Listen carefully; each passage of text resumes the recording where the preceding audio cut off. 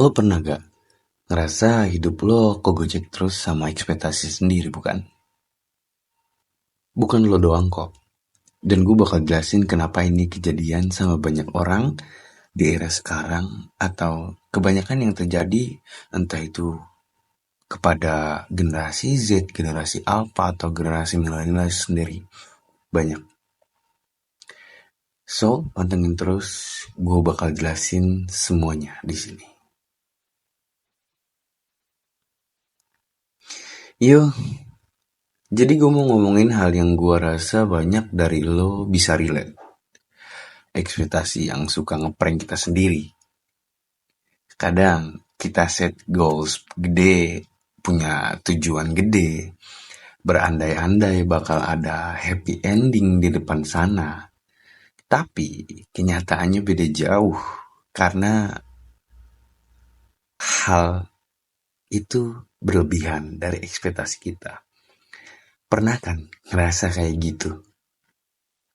Nah, ternyata ini bukan cuma soal kurang usaha atau kurang beruntung di kehidupan.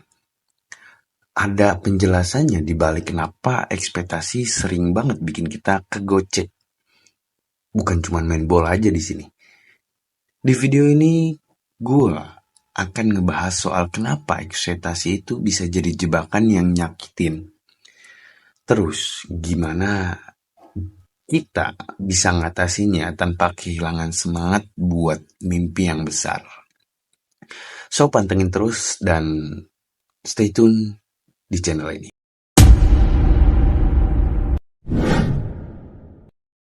Mengenal ekspektasi dan self-deception. Jadi, ekspektasi itu sebenarnya kayak gambaran ideal kita tentang sesuatu. Kita bikin bayangan perfect di kepala kita. Kita membayangkan, kita berimajinasi, dan berharap kenyataan bakal ngikutin. So, tapi masalahnya seringkali ekspektasi itu nggak realistis. Bukan karena kita nggak boleh punya harapan, tapi kadang kita ngelupain bahwa hidup nggak selalu ngikutin kemauan kita. Itu sebenarnya. Jadi ada konsep yang namanya self-deception atau penipuan diri. Jadi lu mencoba buat menipu diri lu sendiri dengan hal-hal imagine yang ada di kepala lu sendiri. Menurut Carol Dweck, seorang psikolog yang fokus sama growth mindset, intinya kita sering menipu diri sendiri dengan ekspektasi berlebihan. Dan akhirnya malah kecewa berat atas hal itu. Katanya, ekspektasi yang kalau bisa bikin kita susah banget buat adaptasi kalau hasilnya nggak sesuai. Jadi, bukannya berkembang, kita malah stuck. Dan kita ngerasa bahwa kita ada di fase itu terus gitu. Ginilah, otak manusia itu atau brain yang ada di kepala manusia itu, ya kita sebut aja pemikiran yang ada di otak manusia itu unik. Ketika kita bikin ekspektasi, sebenarnya otak kita lagi ngehack diri kita sendiri buat merasa nyaman atas hal tersebut. Ekspektasi ngasih kita preview atau ngasih kita gambaran dari hal yang kita pengen terjadi gitu. Jadi seolah-olah lu udah pernah ngelakuin hal tersebut. Tapi masalahnya di sini preview ini bisa terlalu bagus alias nggak sesuai kenyataan yang ada di kehidupan nyata gitu. Alain de Botton, filsuf modern, pernah bilang kalau kebahagiaan manusia lebih tergantung sama gimana kita nerima realita itu dibandingkan ekspektasi yang kita buat sendiri. Artinya, kalau kita kebanyakan harapan atau berharap sesuatu tanpa persiapan untuk kecewa, kita malah bikin diri kita sendiri nggak bahagia. Jadi, lu nggak ada persiapan bahwa sesuatu yang berharap itu pasti ada yang kecewa dan ada yang happy ending. Gitu. Contoh simpelnya kayak gini. Kayak ekspektasi soal karir mungkin, atau relationship. Lo punya impian buat naik pangkat dalam waktu singkat, atau lo berharap pasangan lo bisa ngertiin lo tanpa lo ngomong apapun, tanpa lo bilang sedetik atau sekecil pun. Tapi kenyataannya, banyak hal yang butuh waktu atau komunikasi dan ekspektasi tinggi itu malah bikin lo kecewa gitu. Jadi mungkin gue ngasih gambarannya kayak gitu.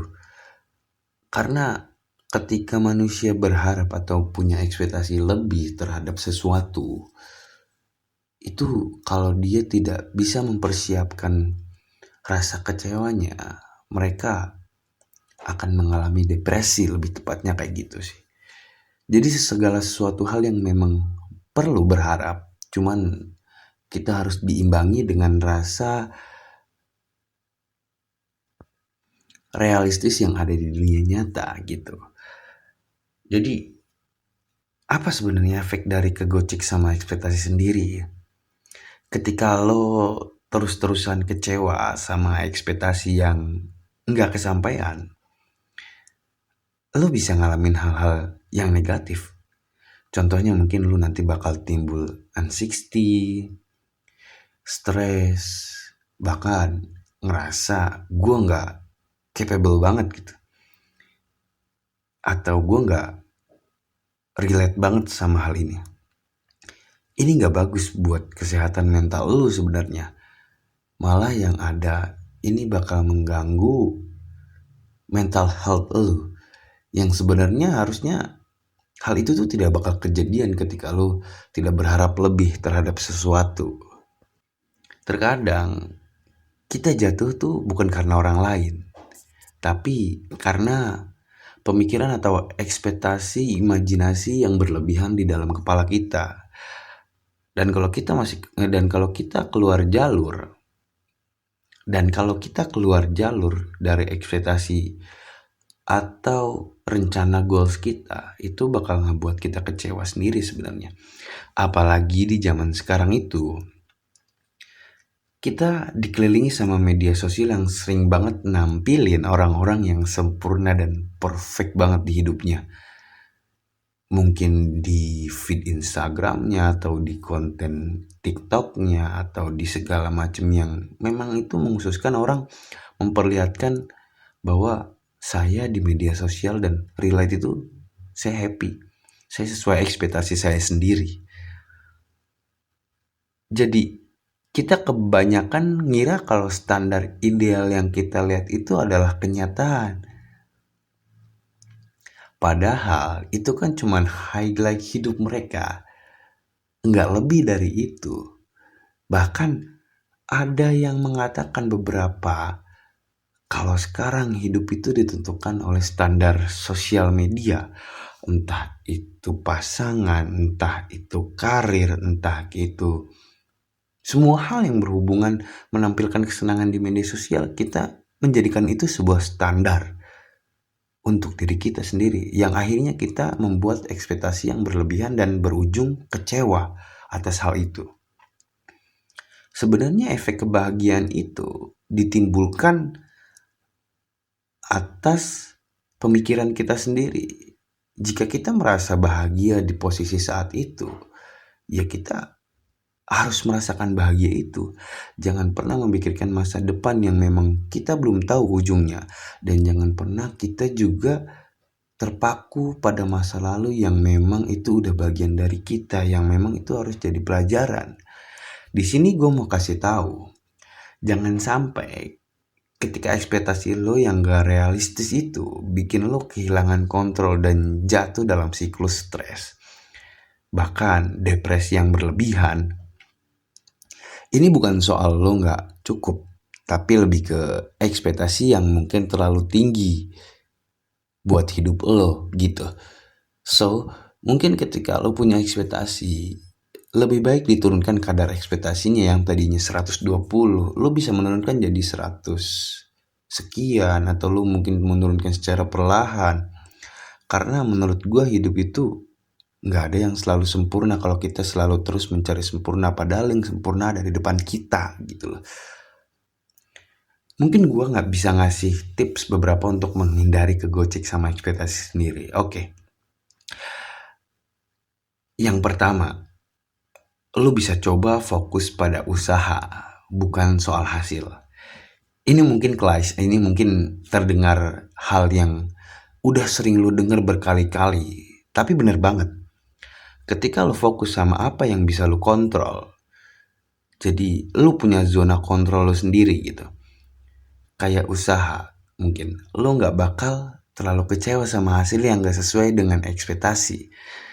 Dengan fokus ke usaha, lo tetap punya pegangan meskipun hasilnya nggak kayak yang lo harapkan.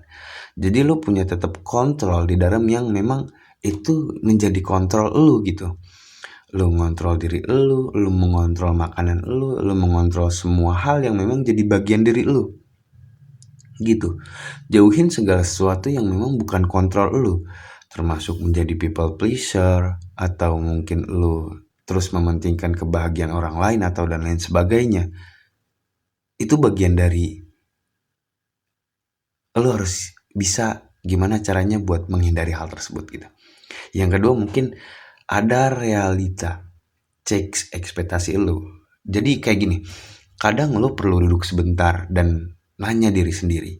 Ini semacam meditasi dan lo ngobrol dengan diri lo sendiri. Ini ekspektasi gue realistis apa enggak sih? Ini bisa dicapai apa enggak sih? Nggak ada salahnya buat punya standar. Tapi jangan sampai standar itu justru bikin lo nggak bisa menikmati prosesnya gitu. Jadi nikmatin dulu aja proses yang memang terjadi itu buat hasil lo sendiri.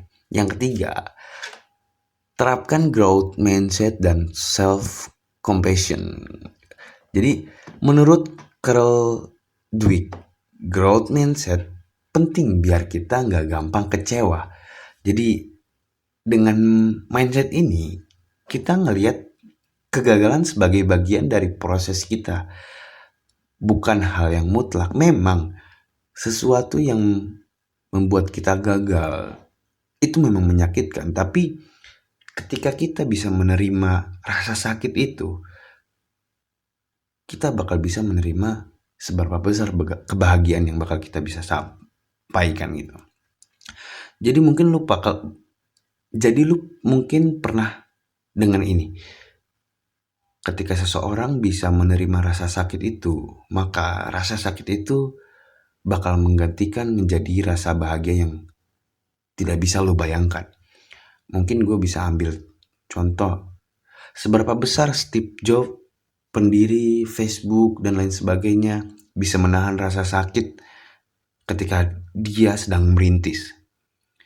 Seberapa besar pengusaha-pengusaha besar bisa menahan caci maki dan lain sebagainya, rasa sakit yang ia derita sampai dia bisa berdiri di kaki sendiri. Terus di sini lu harus tambahin self compassion, alias belajar buat nggak terlalu keras sama diri sendiri. Penting banget karena self love itu juga bagian dari menikmati prosesnya. Yang keempat, gunakan jurnal untuk mencatat progres. Jadi, jurnal itu juga bagus buat bantu kita ngelihat perkembangan kita tanpa harus mikirin hasil akhir terus-menerus.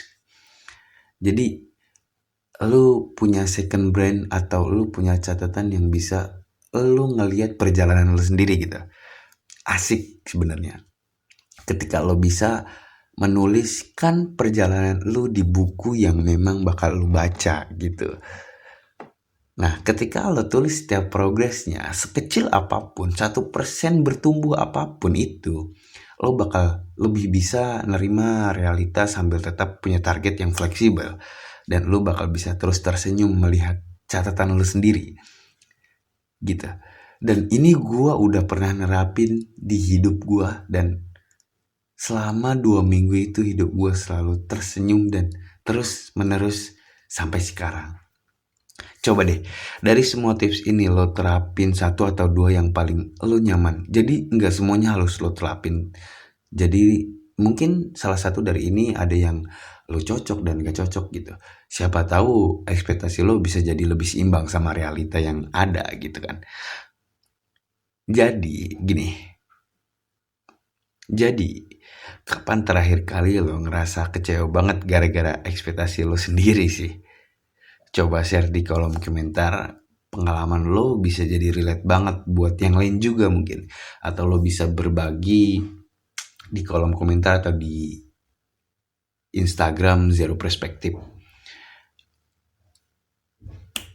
Thank you yang udah nonton. Dan kalau lo ngerasa video ini bermanfaat, jangan lupa.